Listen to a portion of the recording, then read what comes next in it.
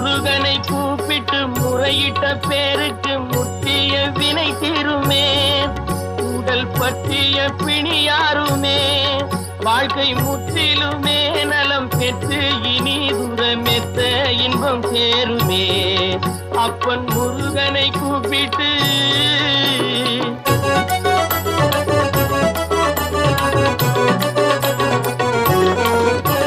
குமரனை கும்பிட்டு கொண்டாடுவோருக்கு குமரனை கும்பிட்டு கொண்டாடுவோருக்கு குறைகள் யாவும் போகுமே.